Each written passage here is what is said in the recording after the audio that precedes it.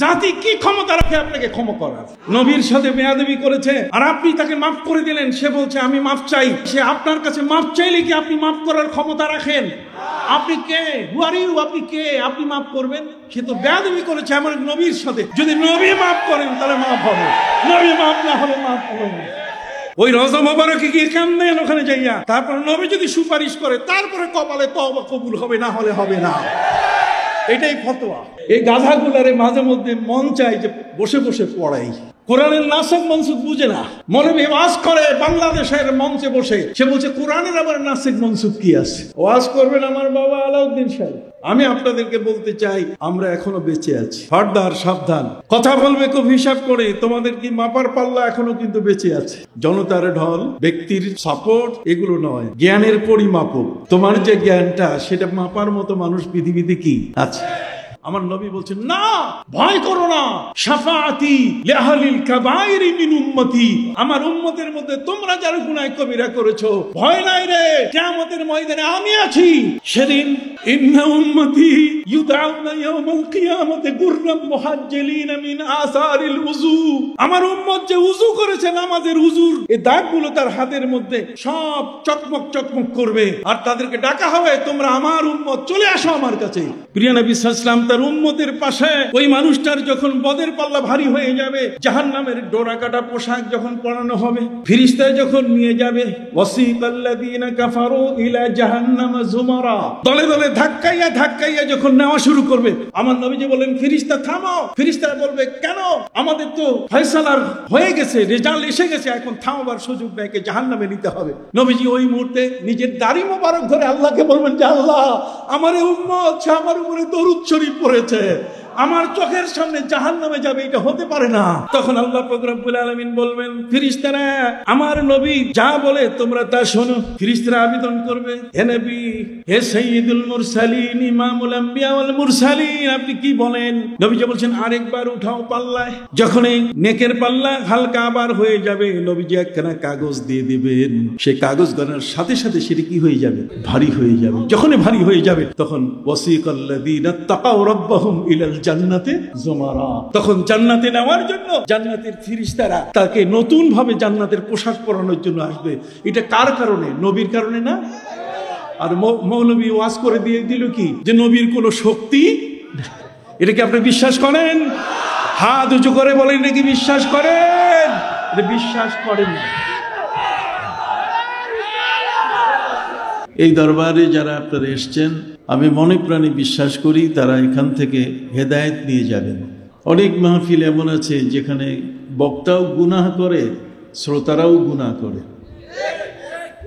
বক্তৃতার মজলিস এখন নাট্যমঞ্চ হয়ে গেছে, গানের আসর হয়ে গেছে, এবং সেগুলোকে গান গেয়ে গেয়ে মানুষকে তালে তালে নাচানো হয়। সম্মানিত সুধী, ফান্দক দরবারের থেকে মুক্ত হয়ে আছে। এই জন্য আল্লাহর দরবারে ফরিয়াদ, আল্লাহ যেন এই দরবারকে বেদাত মুক্ত তো আছেই, সুন্নিয়তের উপরে এটা যেন অনুসরণীয় একটি দরবার হয়ে সারা বাংলাদেশ ও পৃথিবীতে খেদমত জারি রাখতে পারে। সকলে বলে আমি মহাগ্রন্থ আল কোরআনের একখানা আয়াত পড়েছি, ওয়াত্তাবি সাবিলা মান আনাবা ইলাইয়া। আল্লাহ বলছেন তোমরা অনুসরণ করো ওই ব্যক্তির পথ যে ব্যক্তি আমার উপরে নিজেকে উৎসর্গ করেছে, উজাড় করে দিয়েছে। সাবিলা মান আনাবা ইলাইয়া, যার মধ্যে ইনাবাত, রুজু, যে আল্লাহ ছাড়া আর অন্য কারো দিকে কখনো নিজেকে ধাবিত করে নাই, যার জীবনের প্রতিটি কর্মকাণ্ড সব আল্লাহর জন্য।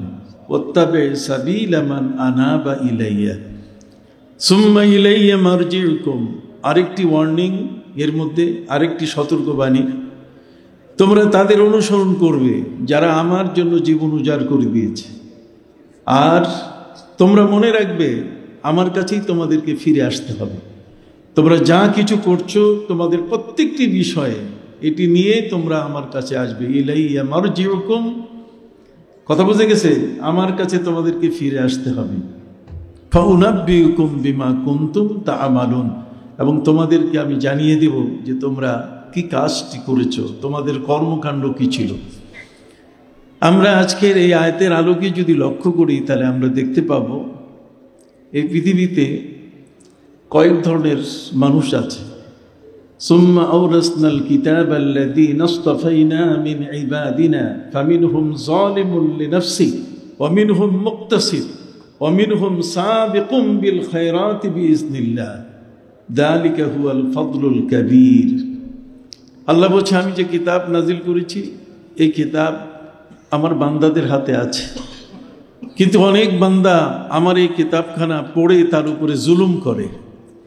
এই কিতাবের সঠিক ব্যাখ্যা মানুষের কাছে বলে না, এবং সঠিক ব্যাখ্যা না বলার কারণে মানুষগুলো ওই বক্তার কথা অনুযায়ী তারা নিজেরা বিভক্ত হয়ে যায়, সত্যটা তাদের মধ্যে আড়াল হয়ে যায়, অসত্যটা তাদের সামনে এমনভাবে প্রকাশ পায় যে মানুষ মনে করে এটাই সত্য।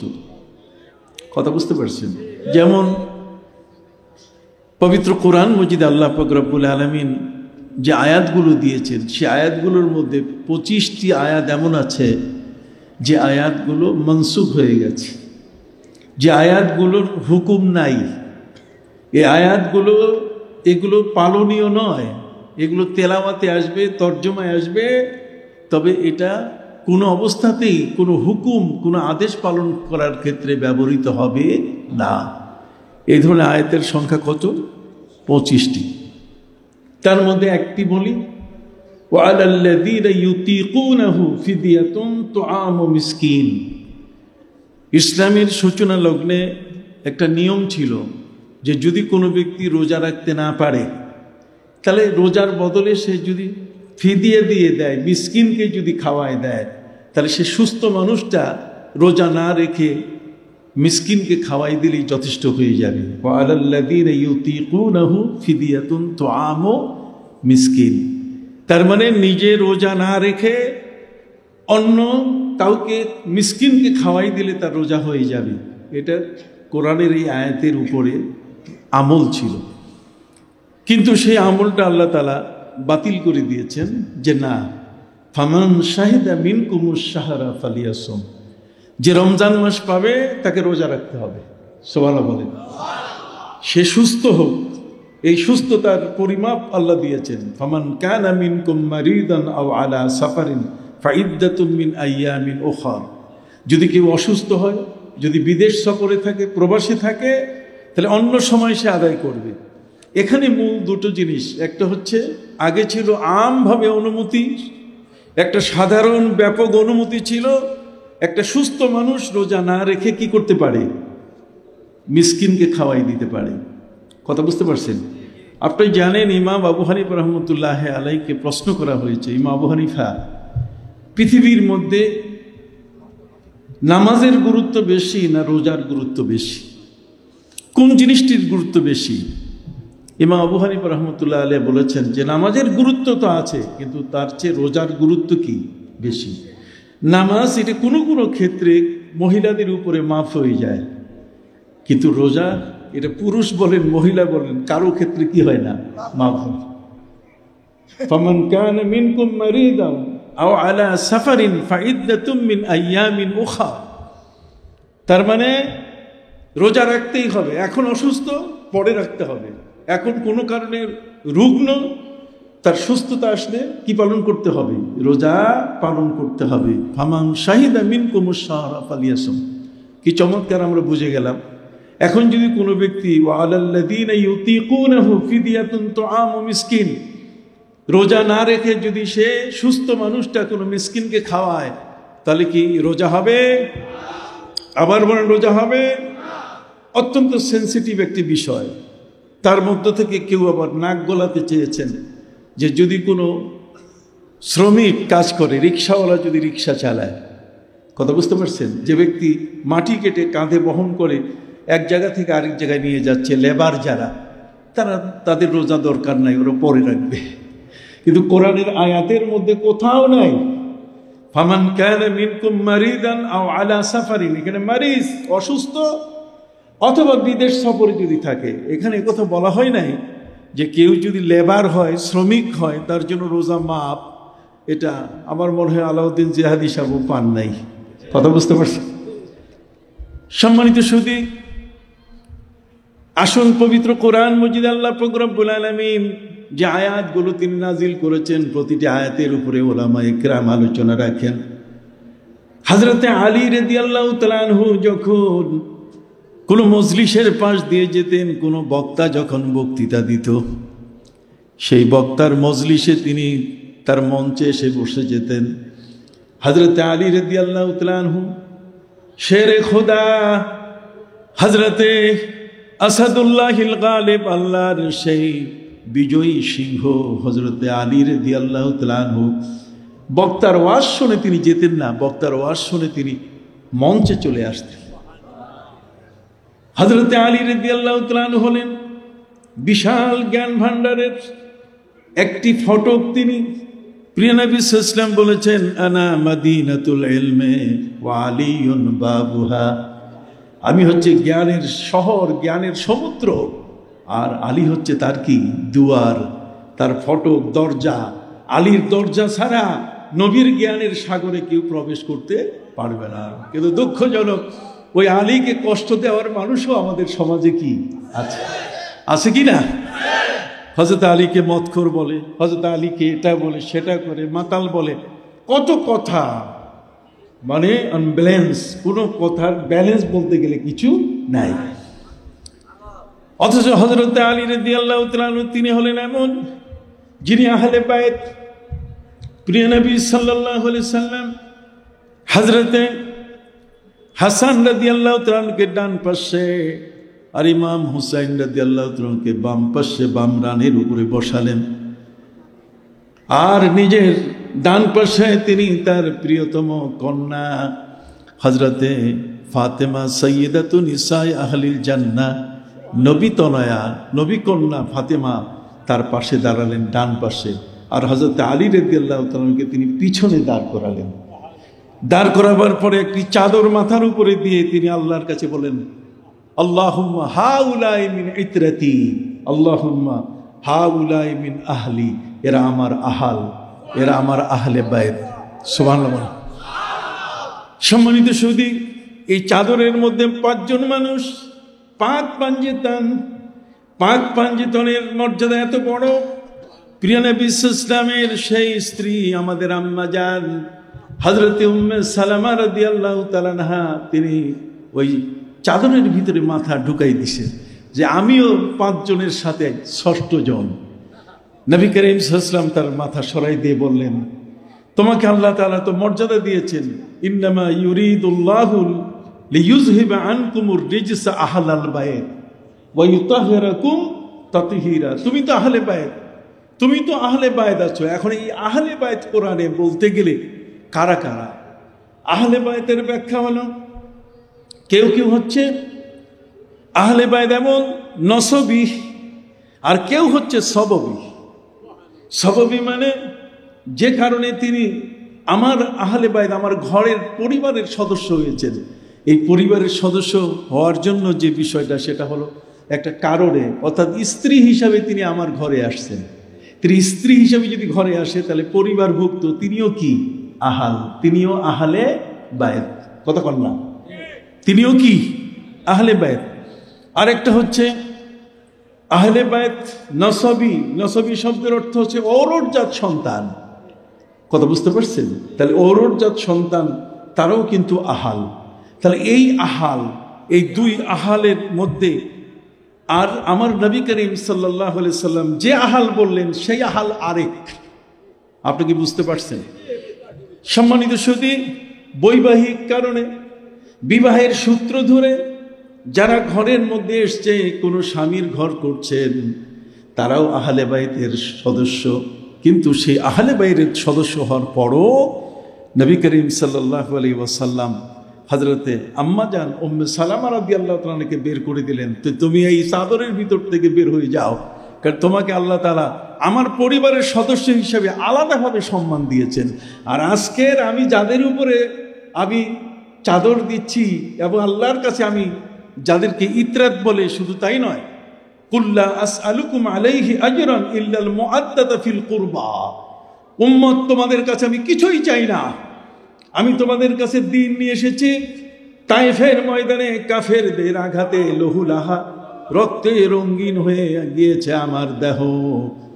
खून से कफ्शे मुबारक पे तलबे जमे, खून से कफ्शे मुबारक पे तलबे जमे, बोले ताइब सदा तू सलामत रहे, शायद औलाद तेरी मुसलमान बने।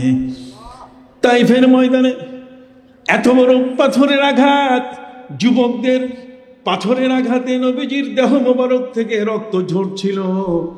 প্রিয় নবী সাল্লাল্লাহু আলাইহি ওয়াসাল্লাম সেই গায়ের রক্তগুলো তিনি নিজে হাতে ধরে রাখার চেষ্টা করছিলেন। কবি বলেন না, নবীজির জুতা মোবারক নালাইন শরীফাইন রঞ্জিত হয়ে গেছে এবং রক্তের সাথে পা জমাট বেঁধে গেছে। খুঁসে কফশে মুবারক পে তলবে জমে, তলবে শব্দের অর্থ হচ্ছে জমাট হয়ে যাওয়া। যেমন সরিষার তেল রাখলে তার যে মূল একটা অংশ কাতটা নিচে থাকে, ঠিক এমনি ভাবে প্রিয় নবী সাল্লাল্লাহু আলাইহি ওয়াসাল্লামের দেহ মোবারকের সেই রক্ত মোবারক একটাই এমনভাবে পায়ের জুতার সাথে নালাইন শরীফানের সাথে এমনভাবে শক্ত হয়ে জমে বসলো যে নবীজি সাল্লাল্লাহু আলাইহি ওয়াসাল্লাম পা বের করতে পারছিলেন না। ঠিক এই মুহূর্তে মালাকুল জিবাল জিবরিল আমিন মালাকুল জিবালকে নিয়ে এসছেন, এমন একজন ফেরেশতা যিনি পাহাড় নিয়ন্ত্রণ করেন। পবিত্র কুরআন মজিদে আল্লাহ পাক রব্বুল আলামিন বলেন, ওয়া রাফা'না ফাওকাকুমুত তুর। মুসা আলাইহিস সালামের দুষ্ট পথভ্রষ্ট সম্প্রদায়কে শাস্তি দেওয়ার জন্য আল্লাহ তাআলা আকাশের তুর পাহাড় উত্তোলন করেছেন। কথা বোঝেন নাই? এই আকাশের তুর পাহাড় উত্তোলন ফেরেশতা এর জন্য নিয়োজিত আছে। জিবরিল আমিন তাকে নিয়ে আসছে, তায়েফবাসীকে শাস্তি আপনি দিয়ে দেন। প্রিয় নবী সাল্লাল্লাহু আলাইহি ওয়াসাল্লাম বলছেন, ইন্নী লাম উবআস লাআনা, আমি অভিশাপ দানকারী হিসাবে আসি নাই, বাল বুইস্তু রাহমাতাল লিল আলামিন, আমি রহমতের সাগর হয়ে জগৎ সমূহের রহমত হয়ে আমি আগমন করেছি। সেই প্রিয় নবী সাল্লাল্লাহু আলাইহি ওয়াসাল্লাম জগতের মধ্যে ইসলাম আনার জন্য যা কিছু তিনি করেছেন, কাবা ঘরের সামনে উকবা ইবনে আবি মুআইত আমার প্রিয় নবী সাল্লাল্লাহু আলাইহি ওয়াসাল্লামের মাথা মোবারকের উপরে উটের পচা ভরে চাপিয়ে দিয়ে নবীর শ্বাসরুদ্ধ করেছিল। প্রিয় নবী সাল্লাল্লাহু আলাইহি ওয়াসাল্লাম ওই মুহূর্তে কাবা ঘরের দিকে আঙ্গুল তুলে তিনি বলেছিলেন, ওয়াল্লাহি ইয়া কাবা, হে কাবা তুমি আমার জন্য সাক্ষী হও, আমার রব তোমার কাছে আমার আবেদন, আলাইকা বি আবি জাহাল, আলাইকা বি উতবা, আলাইকা বি শাইবা, আলাইকা বি উকবা ইবনে আবি মুআইত, এই সমস্ত ব্যক্তির নামে নবীজি নালিশ করলেন। আল্লাহ বলেন, ফাসবির কামা সাবারা উলুল আজম, আপনার পূর্বে যে সমস্ত নবী রাসূল এসেছেন তাদের উপর অত্যাচার হয়েছে, তারা কিন্তু ধৈর্য ধরেছেন, আপনিও কি ধৈর্য ধরেন। সম্মানিত সুধী, প্রিয় নবী সাল্লাল্লাহু আলাইহি ওয়াসাল্লাম তিনি বলছেন, তোমাদের কাছে আমি ইসলাম আনতে গিয়ে যত কষ্ট, যত আঘাত, যত আক্রমণের শিকার হয়েছি, এর কোনো প্রতিদান তোমাদের কাছে আমি চাই না। তোমরা আমাকে এর প্রতিদান দাও, বিনিময় আমি চাই না। বিনিময় শুধু একটাই, ইল্লাল মুআদ্দাতা ফিল কুরবা, আমার ঘনিষ্ঠ যারা, যেই ঘনিষ্ঠগুলো নবী করিম সাল্লাল্লাহু আলাইহি ওয়াসাল্লাম পরিচয় দিলেন এই পাঁচজনকে একসাথে করে, তার মধ্যে দুইজন হলো সৈয়দা শাবাবে আহলিল জান্নাহ, জান্নাতের যুবকদের সর্দার। কথা কন না? ঠিক অনুরূপভাবে হযরতে ফাতেমা রাদিয়াল্লাহু তাআলা তিনি হলেন সৈয়দাতুন নিসা আহলিল জান্নাহ। সুবহানাল্লাহ বলেন। হযরতে আলী রাদিয়াল্লাহু তাআলা আনহু, আল্লাহ পাক রব্বুল আলামিন তাকে আসাদুল্লাহিল গালিব, বিজয় সিংহ তিনি করে দিয়েছেন। সুবহানাল্লাহ, বিশাল মর্যাদা। আর সেই আলী রাদিয়াল্লাহু তাআলা আনহু তিনি হলেন জ্ঞানের দুয়ার। আপনি যে জ্ঞানটাকে আপনি অর্জন করবেন, হযরতে আলীকে পাগল বলে আপনি ওই জ্ঞান অর্জন করতে পারবেন না। হযরতে আলীকে যদি আপনি মাতাল বলেন, তাহলে সেই মাতলামির কথা বলে কোনোদিন নবীর জ্ঞানের শহরে আপনি প্রবেশ করতে পারবেন না।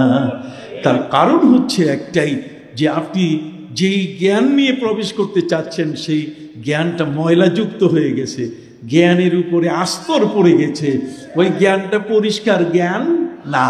তো পবিত্র জ্ঞান না হওয়ার কারণে সেই জ্ঞানের মধ্যে হযরত আলী রাদিয়াল্লাহু তাআলা আনহুর যে সাপোর্ট, তার মাধ্যমে যে জ্ঞানটা পাওয়ার কথা ছিল সেই জ্ঞানটা মাথার মগজে কি আসে নাই। আপনার কথা কি বুঝতে পারছেন? সম্মানিত সুধী বন্ধুরা আমার, হযরত আলী রাদিয়াল্লাহু তাআলা আনহু, হযরত হাসান হুসাইন, প্রিয় নবী সাল্লাল্লাহু আলাইহি সাল্লাম নিজে, হযরত ফাতেমা পাক পাঞ্জেতন, পাঁচজনে মিলে প্রিয় নবীজি মাথার উপরে তিনি কাপড় তুলে, চাদর তুলে তিনি বললেন, আল্লাহুম্মা হাউলাই মিন ইতরাতি, আল্লাহ আমার এরা ইতরাত, আমার পরিবারের, আমার বিশেষ আহলে বাইতের সদস্য, আহলে বাইতেরা, অতএব সেই আহলে বাইতের এই সম্মানটুকু আমাদেরকে খুব মনে রাখতে হবে। হযরত আলী রাদিয়াল্লাহু তাআলা আনহু বক্তার ওয়াজের মজলিসে এসে বসা মানে বক্তার অবস্থা কি খারাপ, বক্তা থরথর করে কাঁপত। হযরত আলী রাদিয়াল্লাহু তাআলা আনহু তিনি বক্তাকে বক্তৃতা দেওয়ার জন্য প্রশ্ন করতেন, তুমি বক্তব্য দাও, কিন্তু আমি তোমার কাছে 3টা প্রশ্ন করব, তুমি আমাকে উত্তর দিবে। কয়টা? হাল আরাফতা নাসিখা মিনাল মানসুখ, তুমি কোরআনের কি নাসিখ মনসুখ চিনো? তুমি কোরআনের কি নাসিখ মনসুখ চিনো? কোরআনের নাসিখ মানে রহিতকারী, মনসুখ মানে রহিত, যার হুকুম নাই। কথা বুঝতে পারছেন? ঠিক এই আয়াতগুলোকে তুমি কি চেনো? তাহলে বলো কোরআনের কত আয়াত মনসুখ হয়েছে, তুমি এই মনসুখ আয়াতের লিস্ট দাও। হযরত আলী রাদিয়াল্লাহু তাআলা তিনি প্রশ্ন করতেন, বলো তো দেখি কোরআনের কতগুলো নাসিখ আয়াত আছে? মা নানসাখ মিন আয়াতিন আও নুনসিহা, আল্লাহ বলছেন, হে নবী, আমি কোনো আয়াত নাজিল করে এটাকে বাতিল করে দিই, আবার কখনো সেটা আপনার থেকে ভুলিয়ে দিই, আপনি ভুলে যান। কোন সুবহানাল্লাহ। অতএব সম্মানিত সুধী, পবিত্র কোরআনের এই নাসিখ মনসুখ এই আয়াতগুলো সম্পর্কে তুমি কি জানো বলো, প্রথম প্রশ্ন। দ্বিতীয় নম্বর হলো, এমন এক সূরার নাম বলো যে সূরার মধ্যে নাসিখের আয়াত নাই, মনসুখের আয়াত নাই, সেই সূরাগুলোর লিস্ট দাও। তৃতীয় নম্বর তিনি বলতেন, এমন এক সূরা তুমি বলো যেখানে নাসিখেরও আয়াত আছে, মনসুখেরও আয়াত আছে। নাসিখ মানে, মনসুখ মানে যে আয়াতগুলো আগে নাজিল হয়েছিল সেগুলোকে আল্লাহ তাআলা বাতিল করে দিয়েছেন, আবার নতুন করে আয়াত তার জায়গায় তিনি দিয়েছেন। এটা নাসিখ। এটা কি? নাসিখ। আগের হুকুমটা পরের হুকুম বাতিল করে দিয়েছে। সম্মানিত সুধী, বক্তা থরথর করে কাঁপত, সে পারবে কোথায়? সে তো নাসিখ মনসুখ মানে না। মৌলভী ওয়াজ করে বাংলাদেশের মঞ্চে বসে, সে বলছে কোরআনের আবার নাসিখ মনসুখ কি আছে? এরা এখন মঞ্চের সবচেয়ে বড় বর, এরা এখন বর সেজে সেই চেয়ারে বসে কলঙ্কিত করছে চেয়ারটাকে, আলেমদের এলেমকে কলঙ্কিত করছে। কথা বলেন, আলেমের এলেমকে কি করছে? ওয়াজ করবেন আমার বাবা আলাউদ্দিন সাহেব। আমি আপনাদেরকে বলতে চাই, আমরা এখনো বেঁচে আছি, আমরা এখনো কি ফারদার সাবধান, কথা বলবে খুব হিসাব করে। তোমাদের কি মাপার পাল্লা এখনো কিন্তু বেঁচে আছে, তোমাদেরকে মাপতে পারে এমনও লোক পৃথিবীর মধ্যে কি আছে। জনতার ঢল, ব্যক্তির সাপোর্ট, এগুলো নয়, জ্ঞানের পরিমাপক। তোমার যে জ্ঞানটা সেটা মাপার মতো মানুষ পৃথিবীতে কি আছে, এগুলো হিসাব নিকেশ করা দরকার। সাধারণ জাহেল মূর্খ মানুষ যারা, তাদের কাছে সবকিছু বলে আমি সবকিছু কোরআন বুঝাই ফেললাম, তা কিন্তু নয়। যেমন আমি যে সাবজেক্টে কথা বলছি, বেশ কিছু মানুষ বুঝেন নাই। কথা বললাম, বেশ কিছু মানুষ কি বুঝেন নাই। আমি নাসিখ মনসুখ বলছি, আপনি এই ওয়াজ এখানে এই ফান্দক দরবার কেন, কোনো দরবারেই বা কোনো মজলিসেই সহজে হয় না। নাসিখ এবং মনসুখ, কোরআনের কোন আয়াত বাতিল হয়েছে আর কোন আয়াত দিয়ে বাতিল করা হয়েছে, কথা বুঝেন নাই। এই দুইটার আমি উদাহরণ দিতে গিয়ে, আসুন, বক্তা তিনি কোরআনের নাসিখ মনসুখ কিছু মানেন না। না মানার কারণে কি হয়েছে? যে আয়াতটার হুকুম বাকি নাই সে আয়াত দিয়ে ওয়াজ শুরু করে দিয়েছে। আসুন এমন একটা আয়াত আমি আপনাদের সামনে বলি। পবিত্র কোরআন মজিদে আল্লাহ পাক রব্বুল আলামিন বলেন, মা কুনতু বিদআম মিনার রাসূলি ওয়া মা আদরি মা ইউফআলু বি ওয়ালা বিকুম। এই আয়াতটা বাতিল হয়ে গেছে, অথচ কোরআনে আছে। আপনারা কি এখন বুঝতেছেন? কারা কারা বুঝেন? হাত উঠান তো। মারহাবা বোঝাটাই মূল কথা। সম্মানিত সুধী, এই আয়াতটা এটা কোরআনের মধ্যে আছে, কিন্তু এর হুকুম, এর আদেশটা কি নাই। কিন্তু বক্তা সেই আদেশ সম্পর্কে সম্পূর্ণ উদাসীন। এটা সম্পর্কে তার কোনো অ্যানালাইসিস নাই, এটা সম্পর্কে তার কোনো গবেষণা নাই। সম্মানিত সুধী, আসুন এই আয়াত দিয়ে বক্তা বক্তৃতা দিতে গিয়ে কি বুঝালেন? বক্তৃতা দিয়ে বলছেন, আল্লাহ বলে দিয়েছেন, নবী আপনি বলেন, মা কুনতু বিদআম মিনার রাসূল, আমি রসুলদের মধ্যে ভুইফোর নতুন আসা নবী নই, আমার পূর্বেও অনেক নবী আসছেন। সুবহানাল্লাহ বলেন। আমি নতুন নবী নই, আমার পূর্বে অনেক নবী আসছেন, অতএব আমি নবীদের শেষ নবী, খাতামুন নাবিয়্যিন, আমি নবীদের সব নবী কি শেষ নবী, কি বলেন ঠিক কিনা? প্রিয় নবী সাল্লাল্লাহু আলাইহি সাল্লাম তিনি বলছেন, মা কুনতু বিদআম মিনার রাসূল, আমি রসুলদের মধ্যে, আমি নবীদের মধ্যে সর্বশেষ নবী, সর্বশেষ কি রাসূল। তবে মনে রাখবে, ওয়ামা আদরি মা ইউফআলু বি ওয়ালা বিকুম, আমার নবী সাল্লাল্লাহু আলাইহি ওয়াসাল্লাম তিনি বলছেন, আমি জানি না কিয়ামতের ময়দানে আল্লাহ আমার সাথে কি আচরণ করবেন, আমি আমাকে নিয়েই ব্যস্ত থাকবো, আমি জান্নাতে যাব না জাহান্নামে যাব, এটাই আমি জানি না। দেখেন কোরআনের আয়াতে তার ব্যাখ্যা কিন্তু এত স্পষ্ট। কোরআনের আয়াতের মধ্যে স্পষ্ট করে আল্লাহ বলে দিয়েছেন, নবী বলেন কি, ওয়ামা আদরি মা ইউফআলু বি ওয়ালা বিকুম, আমি জানি না কিয়ামতে আল্লাহ আমার সাথে কি আচরণ করবেন, আর এটাও জানি না যে তোমাদের সাথে আল্লাহ কি আচরণ করবেন। অথচ হাদিস শরীফের মধ্যে এসছে, আম্মা জানা আয়েশা রাদিয়াল্লাহু তাআলা তিনি নিজেই বলেন, প্রতিদিন আসরের নামাজের পরে নবীজি আমাদের ঘরে খোঁজ খবর নেওয়ার জন্য আসতেন। আম্মা জান উম্মে সালামা রাদিয়াল্লাহু তাআলা প্রিয় নবী সাল্লাল্লাহু আলাইহি ওয়াসাল্লামকে প্রতিদিন আসরের পরে পেয়ে তিনি প্রিয় নবীজি সাল্লাল্লাহু আলাইহি ওয়াসাল্লামের জন্য মধু পেশ করতেন। কি মধু? এটা নিয়ে স্ত্রীদের মধ্যে এক ধরনের ঝগড়া, নবীজি ওখানে একটু সময় বেশি দিচ্ছেন, আমাদেরকে কম দেওয়া হচ্ছে। এটি নিয়ে এক পর্যায়ে এসে সবাই মিলে নবীজির স্ত্রীগণ, তারা হযরতে যায়েনব বিনতে জাহাশ রাদিয়াল্লাহু তাআলা তিনি আম্মাজান আয়েশাকে সাথে নিয়ে নবী স্ত্রীদের একটা জোট হয়ে গেল। নবী স্ত্রীদের জোটের সিদ্ধান্ত হলো, প্রিয় নবী সাল্লাল্লাহু আলাইহি সাল্লাম যখন আমাদের ঘরে আসবেন, তখন আমরা নাক চেপে, কাপড় দিয়ে নাক চেপে ধরে আমরা বলবো, ইয়া রাসূলুল্লাহ ইন্নী আফু মিন ফামিকা রিহাল মাগাফির, হে নবী আপনার মুখ থেকে মাগাফিরের গন্ধ আসছে। মাগাফির মানে জঙ্গলে এক ধরনের দুর্গন্ধযুক্ত পেঁয়াজের মতো একটা গাছ, যার গোড়াটা খুব মোটা থাকে, এই ওল ইত্যাদির মতো। কথা বুঝতে পারছেন?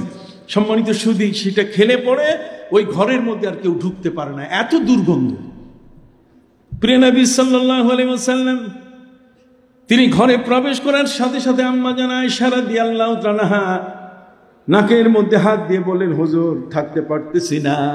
নবীজি বলছেন, কেন? ওয়াল্লাহি, খোদার কসম নবীজি আমরা তো আপনার মুখ থেকে মাগাফিরের গন্ধ পাচ্ছি।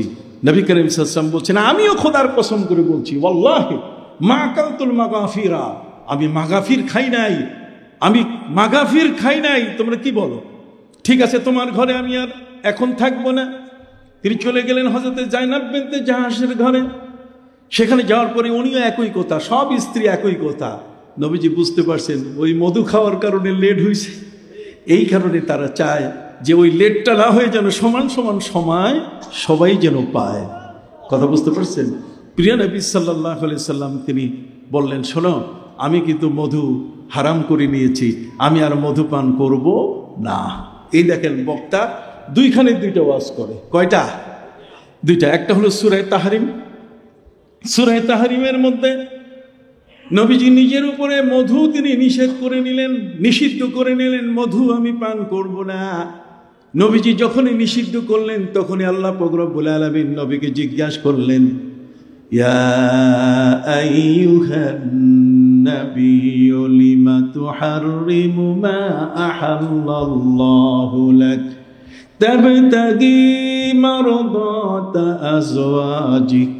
হে নবী, স্ত্রীদের মন সন্তুষ্টির জন্য আপনি মধুর মতো একটা হালাল জিনিস হারাম করলেন, এটা আপনার জন্য ঠিক হয় নাই।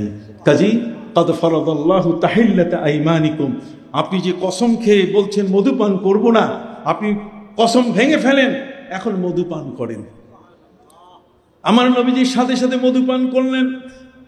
বক্তা বক্তৃতা শুরু করলো, দেখছেন নবীকে দিয়ে স্ত্রীদের মন্তুষ্টির জন্য নবী কি করছেন? মধুপান করছেন। আর সেটাকে আল্লাহ ভঙ্গ করে দিয়ে দিলেন আবার আরেকটা আয়াত দিয়ে। অর্থ হলো যে আল্লাহ তাআলা বুঝাইতে চাইছেন যে কেউ যেন নবীকে আল্লাহ মনে না করে, কেউ যেন নবীকে কি মনে না করে। দেখেন তো এটার সাথে কোনো সম্পর্ক আছে? আছে কি? কোনো সম্পর্ক নাই। আপনি জানেন দুনিয়ার মধ্যে যত নবী আছেন প্রত্যেক নবীর উম্মত আমাদের মতো ওয়াজ করার সুযোগ তাদের ছিল না। যত নবী এসছেন এই নবীদের হাওয়ারি যারা, নবীর উম্মত যারা, তারা কিন্তু বক্তা ছিলেন না। কথা বলেন না, তারা কি ছিলেন না? বক্তা তেমন ছিলেন না। বরং তারা কখনো কখনো সেই নবীকে কোনো কোনো ক্ষেত্রে কোনো উম্মত নবীকে আল্লাহর আসনে বসাই দিত। যেমন হযরত ঈসা আলাইহিস সালাম সম্পর্কে আল্লাহ বলেন, وقال الذين كفروا إن الله هو المسيح ابن مريم। একদল কাফের বেঈমান তারা মনে করে যে আল্লাহ কোথাও নাই, ঈসাই আল্লাহ। এই যে পৃথিবীর মধ্যে নবীকে আল্লাহ বলার প্রবণতা, এটা কিন্তু সবসময় দেখা গেছে। কিন্তু আমার নবী সাল্লাল্লাহু আলাইহি ওয়াসাল্লাম তিনি ঘোষণা করেছেন, শোনো, কিয়ামত পর্যন্ত যত উম্মত আসবে কোনোদিন আমার উম্মত আমাকে আল্লাহর আসনে বসাবে না। কিয়ামত পর্যন্ত যত উম্মত আসবে আমার কোন উম্মত, আমার কোন ভক্ত, আমার উপরে যারা ঈমান এনেছে তারা কোনোদিন আমাকে আল্লাহ বলবে না। সুবহানাল্লাহ বলেন। তাহলে বক্তার ওয়াজ কি? বক্তা বলছে যে মধুপান করাইয়া আল্লাহ তাআলা উম্মতকে শিখাই দিলেন যে নবী আল্লাহ না, নবী আল্লাহ না। আমার নবী বলছেন আমার কোনো উম্মত আমাকে কখনোই আল্লাহ বলবে না। তাহলে নবীর কথা মানবো না বক্তার কথা মানবো? হাত উঁচু করে বলেন, নবীর কথা মানবো?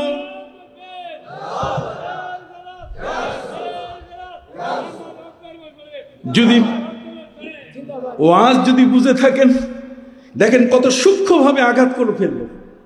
এত সূক্ষ্মভাবে আপনার উপরে আঘাত করলো, যেই সূক্ষ্মতায় আপনি ধরতে পারছেন না। সে বলল যে আল্লাহ তাআলা তাকে মধুপান করাইয়া, এই যে ভুলটা হলো প্রিয় নবী সাল্লাল্লাহু আলাইহি ওয়াসাল্লামের দ্বারা যে ত্রুটিটা আল্লাহ সৃষ্টি করলেন, এই ত্রুটিটা সৃষ্টি করার পেছনে একমাত্র কারণ হলো যাতে নবীর উম্মত যেন নবীকে কখনো আল্লাহ মনে না করে। আল্লাহ এক মহাশক্তি আর নবী হচ্ছেন তার সৃষ্টি, এই দুইটার মধ্যে বিশাল ডিফারেন্স। এটা বোঝাবার জন্য আল্লাহ তাআলা এই মধুর ঘটনা ঘটাইছে। আপনি চিন্তা করতে পারেন বক্তা কত বড় জাদরেল বক্তা। আমার নবীকে ত্রুটি যুক্ত একজন নবী বানাই দিয়ে দিল। আমার নবীর নাকি ত্রুটি, তার মানে মধুপান করা, ঘটনা ভিন্ন দিক, অথচ সে নবী করিম সাল্লাল্লাহু আলাইহি ওয়াসাল্লামের ত্রুটি বের করে ফেললো। বুঝতে পারছেন? আসুন পূর্বের যে আয়াত পড়েছি, মা কুনতু বিদআম মিনার রাসূল ওয়া মা আদরি মা ইউফআলু বি ওয়ালা বিকুম। আমি কোনো ভুইপর নবী নই, নতুন কোনো নবী নই, বরং আমি এমন এক নবী তোমাদের কাছে যেভাবে এসেছি, রসুল যেভাবে এসেছি, অন্যান্য রসুল সেভাবে যেভাবে আসছেন ঠিক সেভাবেই আমি তোমাদের কাছে আসছি। অতএব আমি জানি না কিয়ামতের ময়দানে আল্লাহ আমার সাথে কি আচরণ করবেন আর তোমাদের সাথে কি আচরণ করবেন। তার মানে আমি আমাকে নিয়ে কি ব্যস্ত হয়ে পড়বো, আমি উম্মতের খবর নিতে পারবো না। তাহলে নবী যদি নিজেই নবী হিসাবে তিনি তার নবুয়ত থাকার পরও, তার রিসালাত থাকার পরও যদি কিয়ামতের ময়দানে তিনি ব্যস্ত হয়ে পড়েন, কথা বল না, তাহলে উম্মত যাবে কোথায়? বাইরে আমার কিয়ামতের ময়দানে আমার নবী সাল্লাল্লাহু আলাইহি ওয়াসাল্লাম তিনি তার উম্মতকে বারবার বলবেন, ভয় নাই রে, ভয় নাই, কোনো ভয় নাই। এই জগতের মধ্যে যত নবী আসছেন, ওয়া আদম ওয়া মান তাহতাহু, ওমান দুনাহু, আদম এবং আদমের সাথে যারা আছে পৃথিবীর মধ্যে যত নবী, সব সেদিন কিয়ামতের ময়দানে নবীর লেওয়ায়ে হামদ, সেই প্রশংসার চাঁদ এর মধ্যে পতাকার তলে সব নবী আমার নবীর কাছে চলে আসবেন। কোন নবী সুপারিশ করতে পারবেন না। বাবা আদমের কাছে গিয়ে যখন তারা বলবেন, বাবা আদম আপনি তো আমাদের আদি পিতা, অতএব আমরা বিপদে পড়েছি, আপনি আমাদের সাহায্য করুন। বাবা আদম বলবেন, আমি তো আজকে তোমাদের জন্য কিছু করতে পারবো না, আমার তো একটা মামলা আছে, আর সেটা হলো ওয়ালা তাকরাবা হাদিহি শাজারাতা ফাতাকুনা মিনাজ জালিমিন। যদিও আল্লাহ তাআলা তার নাম খারিজ করে দেওয়ার ব্যবস্থা করেছেন, ফাআসা আদম ওয়ালাম নাজিদ লাহু আজমা। আদম এখানে একটু তার পদস্খলন বলতে গেলে একটু তার পা পিছলে যাওয়ার পথে ছিলেন, কিন্তু আল্লাহ তাআলা বলছেন যে না, এক্ষেত্রে তার নিজস্ব কোনো সিদ্ধান্ত ছিল না, বরং তার স্ত্রী হযরতে আম্মা জান হাওয়া আলাইহিস সালাম তার কাছে খাবারটা পরিবেশন করেছিলেন। সুবহানাল্লাহ বলেন। বাবা আদম বলবেন, এটা আমার জন্য তোমাদের জন্য সুপারিশ করা মুশকিল, আমি যদি যাই, আমাকে যদি আটকায় দেয় তো শেষ পর্যন্ত আমি আটকে যাব, তোমাদের কিছু হবে না, তোমাদের সুপারিশ হবে না। তাহলে কার কাছে যাব? তোমরা নূহ নবীর কাছে যাও। 1340 বছর পর্যন্ত নূহ নবী বেঁচে ছিলেন, 950 বছর পর্যন্ত তিনি ইসলাম প্রচার করেছেন। আলফা সানাতিন ইল্লা 50 আমান, তোমরা তার কাছে যাও। হযরত নূহ আলাইহিস সালামের কাছে যখন যাবে, যে আপনি আমাদের তো দ্বিতীয় আদম, কথা বল না, হযরতে নূহ হলেন কি আদম সানি, দ্বিতীয় আদম। অতএব আদম সানি হিসাবে যার মাধ্যমে শরীয়ত আসছে, ইসলামের বিধিবিধান আসছে যার থেকে, এর আগে ইসলামের শরীয়ত ছিল না। কাল ওয়ালিদিল ওয়ালাদি, বাবা যেমন ছেলেকে উপদেশ দেন, এর আগে হযরত শীশ আলাইহিস সালাম পর্যন্ত সেই নিয়ম চালু ছিল। সম্মানিত সুধী, হযরত নূহ আলাইহিস সালামের কাছে সব দৌড়াবে আদম সানির কাছে, দ্বিতীয় আদমের কাছে, যে আজকে আপনি একটু আমাদেরকে সুপারিশ করে পার করে দেন। বলবেন যে আমিও তো মামলায় আছি আটকানো, কেননা আমার ছেলেটা যখন ডুবে যাচ্ছে পানিতে, তখন আমি আল্লাহকে বলেছিলাম যে আল্লাহ, এ তো আমার আহাল, এ তো আমার পরিবারের সদস্য, আপনি একটু ক্ষমা করে দেন। আল্লাহ বলছেন, ইয়া নূহ ইন্নাহু লাইসা মিন আহলিক ইন্নাহু আমালুন গায়রু সালিহ। নূহ, সে তোমার নয়, যে তোমার দ্বীনের উপরে নাই, ধর্মের উপরে নাই, সে তোমার পরিবারের সদস্য না।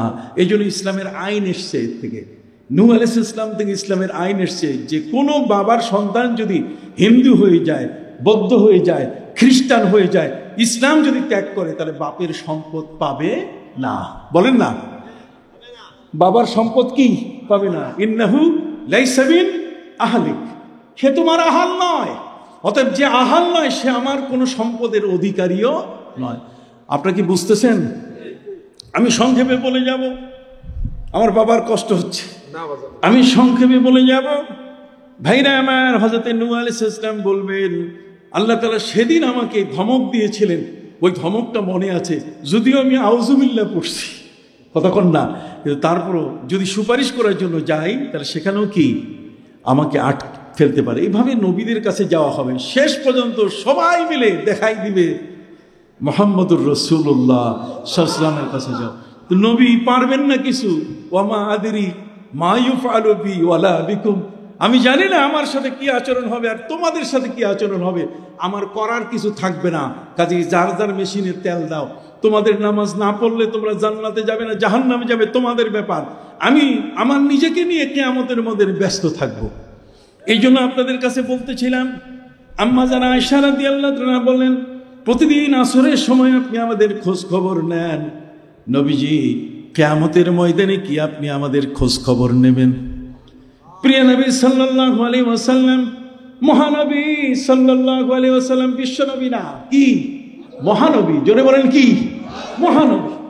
মহানবী সাল্লাল্লাহু আলাইহি ওয়াসাল্লাম তিনি উত্তর দিলেন, যিনি আয়েশাতু সালাসাতু মাওয়াতিনা, আয়েশা রে, কিয়ামতের ময়দানে 3টা জায়গা এমন যেদিন, যে সময় আমি তোমাদের কারো কথা মনে রাখতে পারবো না। একটা হলো ইনদাল হিসাব, আমার উম্মতের যখন হিসাব নিকাশ শুরু হয়ে যাবে, তখন আমি হিসাবের সামনে হাজির হব। আর মৌলবী ওয়াজ করতেছে কোরআনের আয়াত দিয়া, মা কুনতু বিদআম মিনার রুসুল ওয়া মা আদরি মা ইউফআলু বি ওয়ালা বিকুম আমি জানি না আমার সাথে কি আচরণ হবে আর তোমাদের সাথে কি আচরণ হবে। সেদিন নবী আমাদের কোনো কাজে আসবে না। আপনাকে বুঝাই দিচ্ছে নবীজির শাফাতের কোনো ক্ষমতা থাকবে না। তাহলে নবীকে নিষ্ক্রিয় করে দিল এই আয়াতের মাধ্যমে, অথচ এই আয়াতটা আল্লাহ কি করছেন? বাতিল করে দিয়েছেন। এই আয়াত নিয়ে ওয়াজ করা যাবে না। জোরে বলুন, এই আয়াত দিয়ে তেলাওয়াত করা যাবে না। প্রতিটি অক্ষরে আপনি 10টা করে নেকি পাবেন, কোনো সন্দেহ নাই। কিন্তু সম্মানিত সুধী, কিন্তু এই আয়াতের যে হুকুমটা এখানে যে বলা হচ্ছে যে আমি জানি না আমার সাথে কি আচরণ হবে, আমি জানি না তোমাদের সাথে কি আচরণ হবে। আমার নবী বলছেন না, ভয় করো না, শাফাআতি লিআহলিল কাবাইরি মিন উম্মতি, আমার উম্মতের মধ্যে তোমরা যারা গুনাহ কবিরা করেছো, ভয় নাই রে, কিয়ামতের ময়দানে আমি আছি, আমি আছি।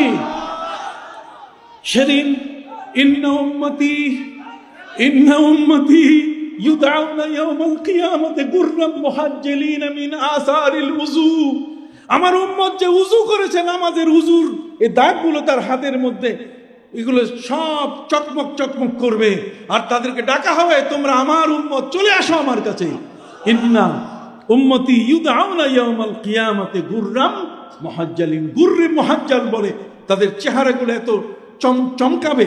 গুররে মুহাজ্জাল, ঘোড়ার মধ্যে যেমন পুরা গাটা তার কালো আর মাথাটা যদি সাদা বর্ণের হয়, সে দেখতে কেমন সুন্দর না? সম্মানিত সুধী বন্ধুরা আমার, আম্মা জান আয়েশা রাদিয়াল্লাহু তাআলা আমার নবীজি বলেন, আয়েশা, 3টা জায়গায় তোমাদের কারো কোনো খবর আমি নিতে পারবো না, তার মধ্যে একটি হলো আমার উম্মতের যখন হিসাব শুরু হয়ে যাবে, হিসাব নিকাশ। সুবহানাল্লাহ বলেন। ওয়া আম্মা মান উতিয়া কিতাবাহু, যার ডান হাতে আমলনামা চলে আসবে, কথা কন না, মান উতিয়া কিতাবাহু বিয়ামিনিহি ফায়াকুলু হাউম ইকরাউ কিতাবিয়া, সে দেখাই দেখাই বলবে, দেখো আমার এখানে কিন্তু হিসাব ইয়াসিরা চলে আসছে, আমি কিন্তু সহজ হিসাবের পর্যায়ে চলে গেছি। আল্লাহ তাআলা এখন আমাকে জান্নাতের টিকিট দিয়ে দিয়েছেন, তোমরা এই জান্নাতের টিকিট দেখো। মা বাবা, আপনজন, বন্ধু বান্ধব, সহপাঠী সহকর্মী সবাইকে সে দেখায় দেখায় বলবে, এটা হলো আমার জান্নাতের ডকুমেন্ট। সুবহানাল্লাহ বলেন।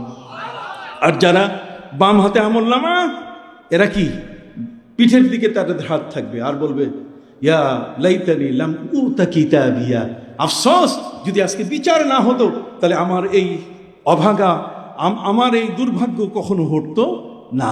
যা হোক সম্মানিত সুধী, বলতেছিলাম প্রিয় নবীজি বলছেন 3টা জায়গায় আমি তোমাদের কথা মনে রাখতে পারবো না আয়েশা। আমার উম্মতের হিসাব নিকাশ যখন শুরু হবে তখন আমি সেখানে থাকব। ওই হিসাব নিকাশের মধ্যে যখন নেকি আর বদি পাল্লায় যখন ওজন করা হবে, এই পাল্লায় ওজনের মধ্যে যখন নেকের পাল্লা হালকা হয়ে উপরে উঠবে, বদের পাল্লা নিচে পড়ে যাবে, আমার নবীজি বলছেন ওই মুহূর্তে আমি তোমাদের জন্য একটা কাগজ ওই নেকের পাল্লায় দেওয়ার সাথে নেকের পাল্লা ভারী হয়ে যাবে। সম্মানিত সুধী, প্রিয় নবীজি সাল্লাল্লাহু আলাইহি ওয়াসাল্লাম তিনি বলেছেন, প্রত্যেক উম্মতের জন্য, পৃথিবীর প্রতিটা মানুষের জন্য 5 জন ফেরেশতা থাকে। কয়জন? 5 জন ফেরেশতা পাহারা দেয়। তার মধ্যে একজন সামনে, একজন পেছনে, একজন ডানে, আরেকজন বামে, আরেকজন কপালে থাকে। কপালের ফেরেশতা, আপনি কতবার নবীজির উপরে দরুদ শরীফ পড়েছেন, এই কপালের ফেরেশতার দায়িত্ব হচ্ছে সেটা নোট করে রাখা। সেটা কি? নোট করে রাখা। কিরামান কাতিবিনা ইয়ালামুনা মা তাফআলুন মা ইয়ালফিযু মিন কাওলিন ইল্লা লাদাইহি রাকিবুন আতীদ। আপনার অডিও ভিডিও হচ্ছে প্রতিটি মুহূর্তে। সম্মানিত সুধী, 5 জন ফেরেশতার ডান হাতের ফেরেশতা মালাকুল ইয়ামিন, ইনি হচ্ছেন ওস্তাদ, উনি হচ্ছেন লিডার, উনি হচ্ছেন ডান দিকের ফেরেশতা, উনি সমস্ত নেক আমল লেখেন। আর বাম দিকের ফেরেশতা মালাকুশ শিমাল, যত খারাপ কাজ সবগুলো লেখেন। কিন্তু ওই 4 জনের মধ্যে 5 জনের মধ্যে লিডার হচ্ছেন উনি। ওনাকে জিজ্ঞেস করতে হয়। বাম দিকের ফেরেশতা মানুষের বদ আমলগুলো লিখে, খারাপ কাজগুলো কি লিখে ফেলে। এই খারাপ কাজগুলো যখন লেখা শুরু করে, আগে অনুমতি চায়, স্যার, জনাব, তার মানে ফেরেশতাকে জিজ্ঞেস করে ডান হাতের ফেরেশতা লিডারকে, যেটা কি লিখবো? ডান হাতের ফেরেশতা বাধা দেয়, খবরদার লিখবে না। কই কেন? এই তো তওবা করতে পারে। সুবহানাল্লাহ বলেন। এ তো ভালো মানুষের সঙ্গী হতে পারে, কিয়ামতের ময়দানে এমন হতে পারে ভালো মানুষের সাথে সম্পর্ক হওয়ার কারণে আল্লাহ তাকে মাফ করে দিয়েছেন, যেটা আল্লামা শেখ সাদি রহমতুল্লাহ আলাই বলেছেন, শুনিদম কে দররোজ উমিদ বিম, শুনিদম কে দররোজ উমিদ বিম, বদারা ববখশদ বনে কা করিম, বদারা ববখশদ বনে কা করিম। আমি শুনেছি ধানের সাথে যেমন চিটাগুলো বিক্রি হয়ে যায়, কিয়ামতের ময়দানে ভালো মানুষের সঙ্গী হলে পড়ে খারাপ মানুষগুলো ওই একসাথে পার হয়ে যাবে। সুবহানাল্লাহ। সম্মানিত শুধু আমার নবীজি কিয়ামতের ময়দানে তিনি আমাদের হিসাবের সময় উপস্থিত থাকবেন। সেই হিসাবের পাতাটা কত বড় লম্বা হবে। প্রিয় নবী সাল্লাল্লাহু আলাইহি ওয়াসাল্লামকে প্রশ্ন করা হয়েছে, হুজুর এখন তো আমাদের দেশে লেখার জন্য A4 সাইজের কাগজ, এই দেখেন আমার হাতে, এটা কি A4 সাইজ, তো কিয়ামতের ময়দানে আমাদের আমলনামা লেখার জন্য কি A4 সাইজে লেখা হবে এগুলো? নবী করিম সাল্লাল্লাহু আলাইহি ওয়াসাল্লাম বলছেন, না, এক একটা পাতা লম্বা হবে মদিনা মুনাওয়ারা থেকে ইরাকের হাজরামাউত পর্যন্ত, এত বড় লম্বা। কথা বুঝতে পারছেন? এই বিশাল বড় বড় ভলিউম হবে, আর সেই ভলিউমগুলো যখন তার সামনে উপস্থিত করা হবে, ইকরা কিতাবাকা কাফা বিনাফসিকা আল-ইয়াওমা আলাইকা হাসিবা, অতএব তুমি আজকে তোমার রেজিস্টার খুলো, তুমি এখানে রেজাল্ট দেখো যে তুমি জিপিএ গোল্ডেন পাইছো কিনা, না তুমি এখানে A+ পাইছো না A- পাইছো, কোনটা তুমি পেয়েছো, সব রেজাল্ট কষে দেওয়া আছে। ইকরা কিতাবাকা কাফা বিনাফসিকা আল-ইয়াওমা আলাইকা হাসিবা। পবিত্র কোরআন মজিদে আল্লাহ বলেন, ইয়াউমা তাজিদু কুল্লু নাফসিম মা আমিলাত মুহদারা ওয়া মা আমিলাত মিন সু। ভালো আর মন্দ দুইটাই তার সামনে যখন হাজির করা হবে, তখন সে চাইবে তাওয়াদ্দু লাউ আন্না বাইনাহা ওয়া বাইনাহু আমাদান বাইদা, যদি বিশাল পার্থক্য হতো, এই খারাপ আমলের লিস্টটা যদি পৃথিবীর ওই প্রান্তে থাকতো, তাহলে হায় আফসোস, ওটা আমার চোখের সামনে আসতো না। ওয়া ইউহাযযিরুকুমুল্লাহু নাফসা, আল্লাহ পাক রব্বুল আলামিন তাকে ভয় দেখাচ্ছেন, খবরদার, ওয়া ওয়াজাদু মা আমিলু হাদিরা, তুমি ভালো মন্দ যা কিছু করেছো সব উপস্থিত পাবে। দেখে এসে বলা শুরু করবে, লা ইউগাদিরু সাগীরাতান ওয়ালা কাবীরাতান ইল্লা আহসাহা, তার জীবনের ছোট গুনাহটাও বাদ পড়ে নাই, বড় গুনাহটাও কি বাদ পড়ে নাই, ছোট কাজটাও বাদ পড়ে নেই, বড় ভালো কাজটাও কি বাদ পড়ে নেই। সম্মানিত সুধী, অতএব প্রিয় নবী সাল্লাল্লাহু আলাইহি ওয়াসাল্লাম তার উম্মতের পাশে ওই মানুষটার যখন বদের পাল্লা ভারী হয়ে যাবে, জাহান্নামের ডোরা কাটা পোশাক যখন পরানো হবে, ফেরেশতা যখন নিয়ে যাবে, ওয়াসিকাল্লাযীনা কাফারু ইলা জাহান্নামা যুমারা, কতক্ষণ না দলে দলে ধাক্কাইয়া যখন নেওয়া শুরু করবে, আমার নবীজি বলেন, ফেরেশতা থামাও। ফেরেশতারা বলবে, কেন? আমাদের তো ফয়সালার হয়ে গেছে, রেজাল্ট এসে গেছে, এখন থামাবার সুযোগ নেই, জাহান্নামে নিতে হবে। নবীজি ওই মুহূর্তে নিজের দাড়ি মোবারক ধরে আল্লাহকে বলবেন যে, আল্লাহ, আমার এই উম্মত সে আমার উপরে দরুদ শরীফ পড়েছে, আমার চোখের সামনে জাহান্নামে যাবে, এটা হতে পারে না। তখন আল্লাহ পাক রব্বুল আলামিন বলবেন, ফেরেশতারা আমার নবী যা বলে তোমরা তা শোনো। ফেরেশতারা আবেদন করবে, হে নবী, হে সাইয়্যিদুল মুরসালিন, ইমামুল আম্বিয়া ওয়াল মুরসালিন, আপনি কি বলেন? নবীজি বলছেন, আরেকবার উঠাও পাল্লায়। যখন এই নেকের পাল্লা হালকা আবার হয়ে যাবে, নবীজি একখানা কাগজ দিয়ে দিবেন, সেই কাগজ গণার সাথে সাথে সেটা কি হয়ে যাবে? ভারী হয়ে যাবে। যখনই ভারী হয়ে যাবে, তখন ওয়াসিকাল্লাযীনা তাকাউ রাব্বাহুম ইলাল জান্নাতি যুমারা, তখন জান্নাতে নেওয়ার জন্য জান্নাতের ফেরেশতারা তাকে নতুন ভাবে জান্নাতের পোশাক পরানোর জন্য আসবে। এটা কার কারণে? নবীর কারণে না? আর মৌলবী ওয়াজ করে দিয়ে দিল কি, যে নবীর কোনো শক্তি। এটা কি আপনি বিশ্বাস করেন? হাত উঁচু করে বলেন, এটা কি বিশ্বাস করেন? এটা বিশ্বাস করেন না।